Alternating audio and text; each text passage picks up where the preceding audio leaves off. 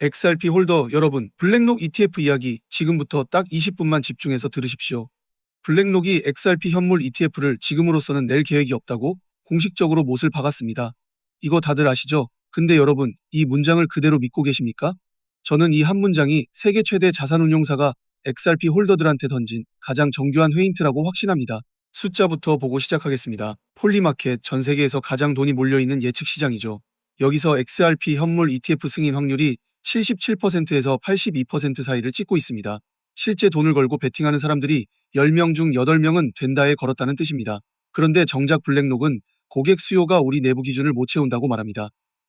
여러분, 이 두 문장이 같은 세계에서 나올 수 있는 말입니까? 시장 전체가 80% 확률로 된다고 보는 자산에 11조 달러를 굴리는 회사가 수요가 없어서요? 라고 답한다? 이게 말이 됩니까? 여기서 소름 돋는 팩트 하나 더 갑니다. 블랙록의 글로벌 디지털 자산 총책임자 로비 미치닉이라는 사람입니다. 이 사람 이력에 뭐가 적혀 있는지 아십니까? 리플 근무 경력입니다. 쉽게 말해서요, XRP를 만든 회사에서 일하던 사람이 지금 세계 최대 자산운용사의 디지털 자산 부서를 통째로 지휘하고 있다는 겁니다. 이 사람이 XRP를 몰라서 안 내는 걸까요?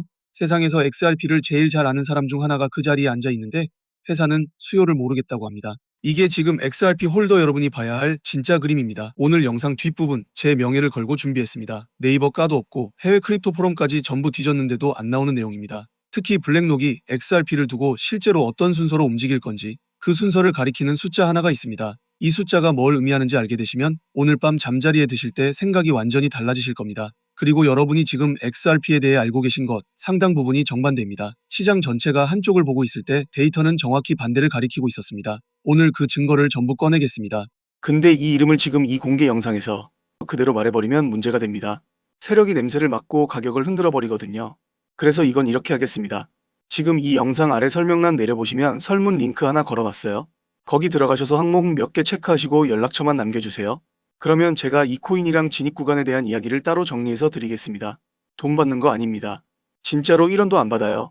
제가 이걸 유료로 팔면 사기꾼이죠. 왜 무료로 주냐고요? 우리 구독자분들이 수익을 내야 이 채널이 성장하거든요. 여러분 수익이 곧 제 채널의 힘입니다. 그래서 드리는 겁니다. 이건 뒷부분에서 더 자세히 말씀드릴 테니 일단 넘어가겠습니다. 자, 그럼 여러분이 지금까지 믿어온 상식부터 하나 깨고 시작하겠습니다. 시장의 통념은 이겁니다. 블랙록이 안 낸다고 했으니까 XRP는 기관 자금 못 받는다. 끝났다. 이게 지금 커뮤니티 절반의 정서입니다. 실제로 XRP가 0.7달러 근처에서 밀려서 0.5달러대까지 내려앉는 동안 이 논리가 계좌를 녹이는 홀더들 머릿속을 지배했습니다. 저도 XRP 들고 있는 입장에서 그 심정합니다. 차트 열어보기가 싫어지는 그 느낌. 근데요, 데이터를 까보면 완전히 다른 그림이 나옵니다. 블랙록이 XRP ETF를 안 낸 게 왜 문제가 안 되냐면 XRP 현물 ETF 신청서는 이미 SEC 책상 위에 최소 7개사 명의로 올라가 있기 때문입니다. 비트와이즈, 그레이스케일, 프랭클린 템플턴, 이름만 들어도 아시죠? 프랭클린 템플턴이 어떤 회사입니까? 1947년에 설립돼서 지금까지 살아남은 미국 자산운용의 화석 같은 회사입니다.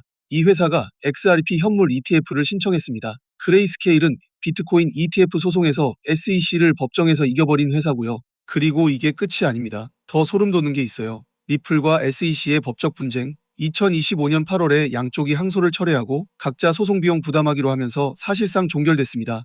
이거 이미 끝난 일입니다. 여러분, 여기 정확히 이해하셔야 합니다. 소송 결과가 어떻게 될까요? 이런 얘기하는 채널 있으면 그냥 끄십시오. 끝났습니다. 1년 전에요. 그런데 시장은 아직도 이 종결을 가격에 제대로 반영 못했습니다. 이게 더 무섭습니다. ETF 전문가 네이트 제라시가 뭐라고 했는지 아십니까? 소송 종결은 XRP 현물 ETF 신청과 승인의 문을 연 사건이라고 못 박았습니다. 그리고 더 결정적인 한마디를 남겼습니다. 블랙록은 나중에 이 결정을 후회하게 될 것이다. 여러분, 이 문장을 다시 읽어보십시오. 업계 최고 ETF 애널리스트가 세계 최대 자산운용사한테 너희 이거 후회한다고 공개적으로 말한 겁니다. 이게 그냥 하는 소리로 들리십니까?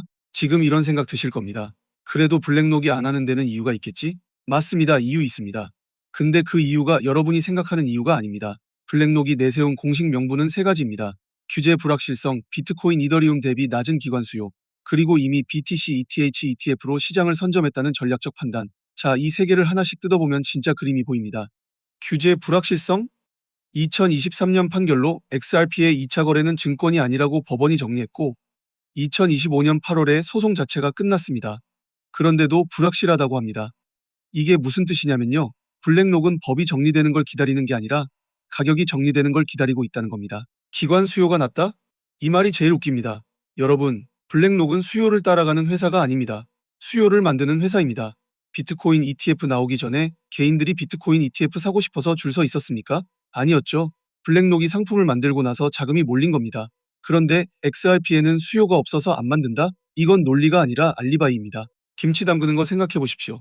배추를 소금물에 절이는 시간이 있습니다. 이 시간에 겉에서 보면 아무 일도 안 일어나는 것 같아요. 배추는 그냥 물속에 잠겨 있고 주방은 조용하고, 근데 그 안에서 세포벽이 다 무너지고 있습니다. 절임이 끝나야 양념이 배어 들어갑니다. 지금 XRP 시장이 정확히 절임 단계입니다. 겉으론 조용한데 구조가 바뀌고 있어요. 블랙록은 배추가 다 절여질 때까지 양념통에 손을 안 대고 있는 겁니다. 여기서 진짜 무서운 게 있어요. 블랙록의 토크나 국채 펀드, 그러니까 BOEDL 펀드 말입니다. 이 펀드가 어느 체인 위에서 돌아가는지 아십니까? 이더리움입니다. XRP 레저가 아니라요. 회의론자들은 이걸 두고 봐라, 블랙록이 XRP 레저를 신뢰 안 한다는 증거다라고 합니다. 근데 저는 정확히 반대로 읽습니다. 여러분, 사자가 사냥할 때 어떻게 합니까? 목표한 먹잇감을 정면으로 노려보면서 다가갑니까? 아닙니다. 시선을 딴 데 두고 풀숲에 몸을 낮춥니다. 무리 전체가 다른 방향을 보는 척하면서 포위망을 좁힙니다. 블랙록이 이더리움 위에서 토크나 실험을 하는 동안 그 부서를 지휘하는 사람이 리플 출신이라는 사실을 잊으면 안 됩니다. 사자는 배가 고파서 시선을 딴 데 두는 게 아닙니다. 사냥이 시작되기 전이라 그런 겁니다. 자, 겉으로는 이렇게 보이죠? 블랙록이 XRP를 외면했다. 근데 실제 숫자를 까보면 완전히 다른 그림이 나옵니다. 지금부터 진짜 데이터를 보여드리겠습니다. 먼저 승인 확률 숫자부터 다시 봅시다. 폴리마켓 기준 77에서 82%. 이게 왜 중요하냐면 폴리마켓은 여론조사가 아니라 실제 자기 돈을 거는 시장이기 때문입니다. 트위터에서 XRP 간다고 외치는 건 공짜지만 폴리마켓에서 베팅하는 건 틀리면 돈이 날아갑니다. 돈을 건 사람들의 집단 판단이 80% 근처라는 건 이게 감정이 아니라 계산이라는 뜻입니다. 그리고 여기 XRP 홀더 여러분이 놓치고 있는 가장 중요한 숫자가 있습니다. 시장 분석가들이 XRP ETF 승인 시 유입될 기관 자금 규모를 최대 80억 달러로 추정하고 있습니다. 80억 달러, 우리 돈으로 11조 원이 넘습니다. 이 돈이 XRP 시장에 들어오면 무슨 일이 벌어질까요? 여기서 냉장고 얘기를 좀 해보겠습니다. 여러분, 집 냉장고에 2리터 물병 하나 넣는 건 아무 일도 아닙니다. 근데 냉장고가 이미 꽉 차 있는 상태에서 김장김치통 5개를 밀어 넣으려고 하면요, 문이 안 닫힙니다. 안에 있던 것들이 다 밀려서 자리를 잃습니다.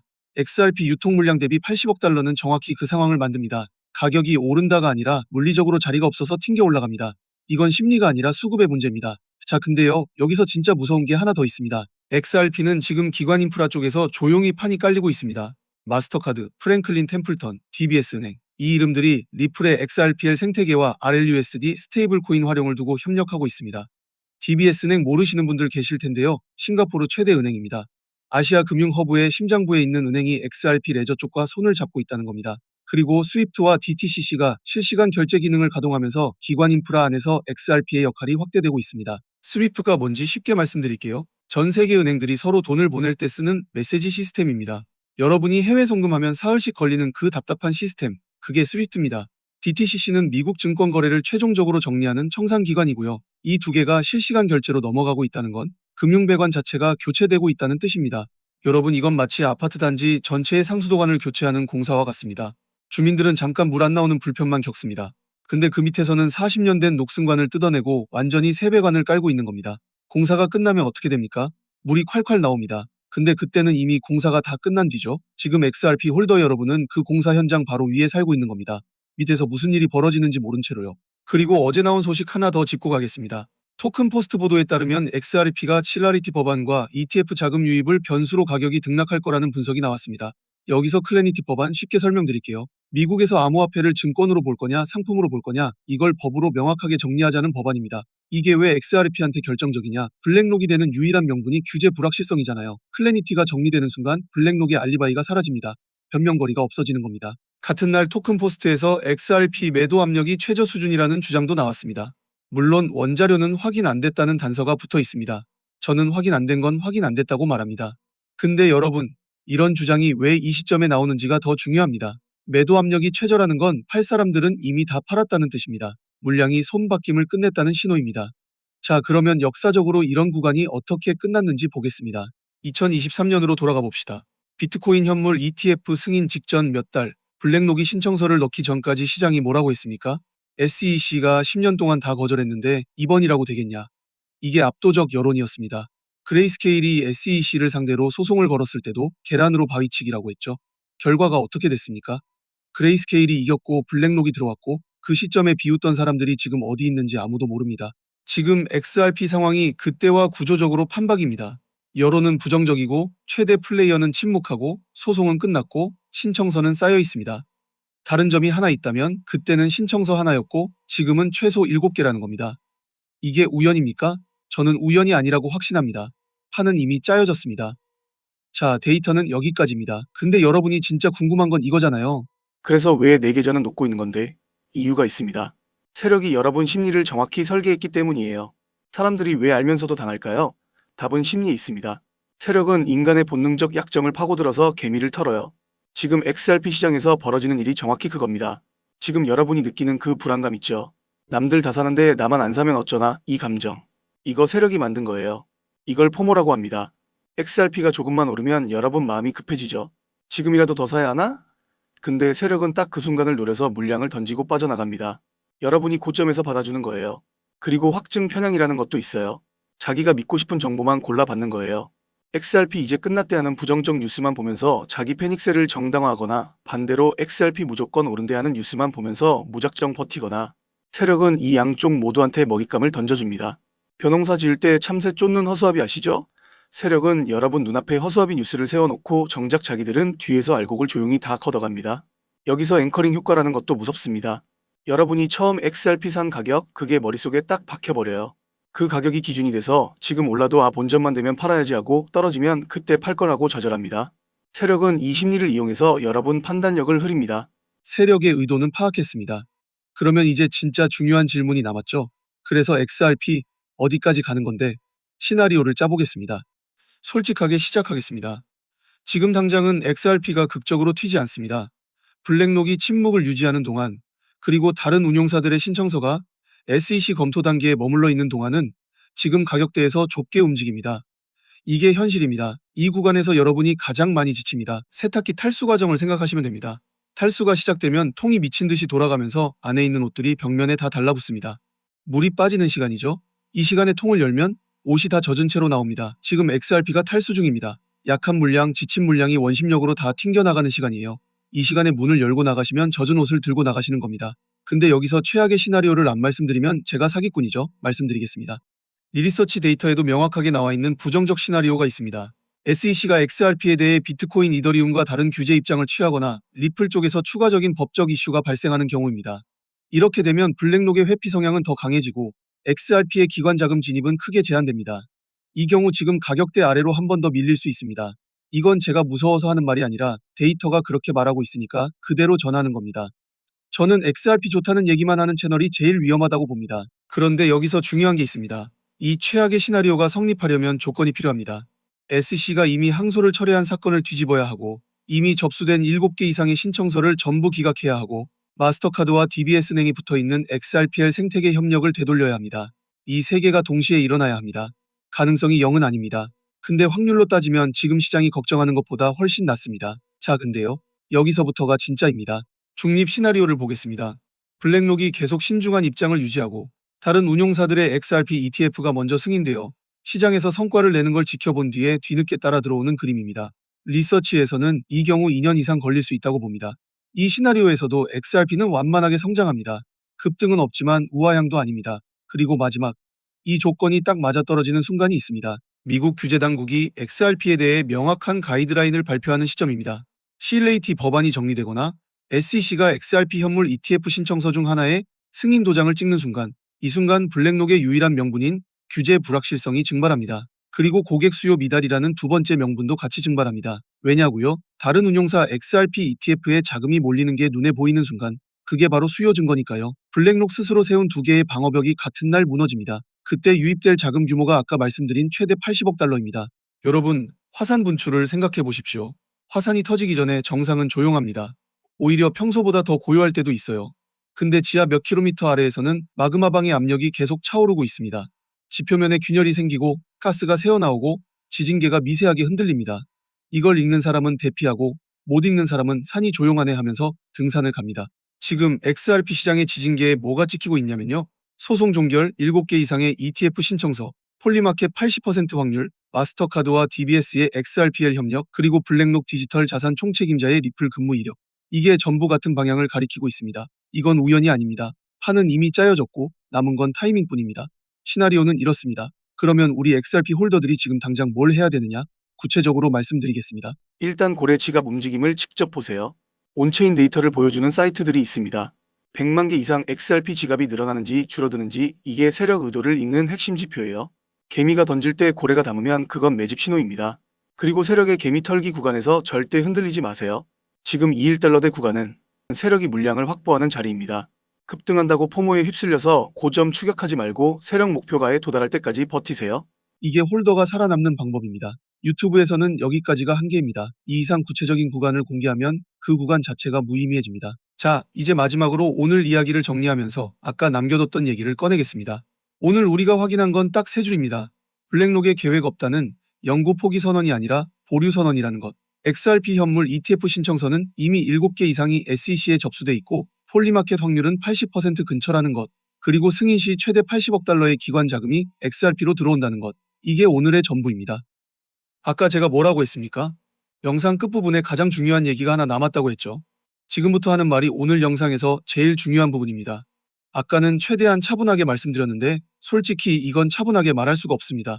여러분, SEC가 비트코인 현물 ETF를 승인했던 그 시점 기억나십니까? 그 전에 미리 자리 잡고 있던 사람들 지금 웃고 있습니다. 그때 SEC가 10년간 거절했는데 되겠냐고 비웃던 사람들은 승인 뉴스 뜨고 나서 훨씬 높은 가격에 들어갔습니다. 규제가 풀릴 때마다 수혜 자산은 예외 없이 터졌습니다. 예외가 없었습니다. 배 아프시죠? 저도 그때 생각하면 아직도 속이 쓰립니다. 그런데 지금 똑같은 패턴이 XRP 앞에서 반복되고 있습니다. 제가 클래리티 법안 관련 논의 구조와 SEC에 접수된 XRP 현물 ETF 신청서들의 처리 순서를 놓고 하나하나 대조했습니다. 그러다 발견한 게 있습니다. 규제 명확성이 확정될 때 구조적으로 가장 먼저 자금이 꽂히는 지점이 있습니다. XRP 생태계 안에서요. 이건 제 감이 아닙니다. 신청서 접수 순서와 자금 유입 경로가 만들어내는 구조입니다. 왜 이렇게 좋은 걸 유튜브에서 이름을 못 가느냐? 세 가지 이유가 있습니다. 이 이름이 무분별하게 퍼지는 순간 세력이 냄새를 맡고 빠져나가면서 가격이 무너집니다. 그러면 지금 들어가야 할 여러분만 손해예요. 그리고 이름을 공개하는 순간 온갖 사칭 스캠 코인들이 비슷한 이름으로 쏟아져 나와서 선량한 홀더들이 가짜를 사고 피해를 봅니다. 마지막으로 저는 이 채널을 믿고 함께해주신 우리 구독자분들을 먼저 지키고 싶기 때문입니다. 언론에 기사가 깔리고 개미들이 우르르 달려들 때 사면 이미 늦습니다.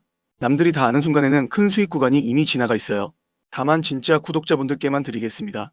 구독도 안 누르고 정보만 가져가시려는 분들까지는 못 챙겨요.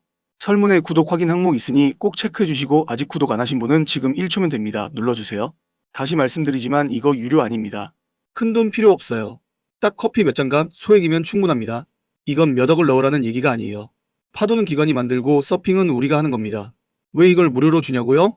다시 말씀드리지만 저도 여러분과 똑같은 개인 홀더입니다. 혼자 투자하면 불안하잖아요. 뉴스 뜨면 겁나고 떨어지면 밤새 손절할까 말까 고민하고 저는 같이 보고 같이 대응하는 사람들을 만들고 싶은 겁니다. 그래서 공짜예요. 돈 얘기하면 그게 사기꾼이죠. 1원도 안 받아요. 저는 이미 이 채널 성장하는 걸로 충분합니다. 여러분이 수익 내는 모습 보는 게 요즘 제일 큰 보람이에요. 밑에 설명란 내려보시면 설문 링크 보이시죠? 클릭해서 들어가셔서 투자 경험 같은 간단한 항목 체크하시고 연락처를 꼭 남겨주세요. 번호 없이는 제가 보내드릴 방법이 없어요. 그러면 제가 직접 한 분 한 분 확인해서 이 코인 이름이랑 진입 구간을 따로 알려드리겠습니다. 돈 얘기하면 사기인데 이건 진짜 무료입니다. 저도 여러분과 같은 개인 투자자예요. 같이 공부하고 같이 수익 내자는 취지입니다. 처음부터 돈 받으면 누가 믿겠어요? 먼저 무료로 드리고 결과로 증명하는 겁니다. 근데 무한정은 못 받아요. 선착순 73명까지만 받겠습니다. 촬영하는 지금도 알림이 계속 울리고 있어서 금방 마감될 거예요. 그리고 이 자료 받으시고 나면 또 고민되실 겁니다. 언제 사고 언제 파느냐? 그거 혼자 하시겠어요? 지금 제가 운영하는 실시간 방에서는 매일 아침 시황 브리핑부터 매수 매도 타이밍까지 같이 봅니다. 어제도 수익 인증이 17건 올라왔어요. 혼자 차트 보면서 밤새 불안해하는 것과 같이 실시간으로 대응하는 건 완전히 다릅니다. 혼자 가면 느리고 불안하고 같이 가면 빠르고 확실해요. 근데 이 방은 정원 관리를 하고 있어서 이번 신청 지나면 최소 한 달은 아니합니다. 설문 남기신 분들 중에서 원하시는 분만 따로 초대해드리겠습니다. 판은 이미 짜여졌습니다. 세력은 이미 움직였어요. 남은 건 여러분이 그 버스에 올라타느냐 아니면 정류장에서 뒤늦게 손 흔드느냐입니다. 그리고 여기서 시간 문제가 나옵니다. 법안이 정리되고 뉴스가 도배되고 나면 이미 가격에 다 반영돼 있습니다. 언론의 이름이 오르내린 뒤에 움직이면 한 발이 아니라 세 발 늦은 겁니다. 시장이라는 데가 원래 그렇습니다. 남들이 다 아는 순간에는 수익 구간이 이미 지나가 있어요. 지금 이 순간 시장이 조용할 때 자리를 잡아둔 사람만 결과를 손에 줍니다. 오늘 영상 도움되셨으면 구독하고 좋아요 눌러주시고 설문 꼭 참여하세요. 다음엔 더 큰 거 가져오겠습니다.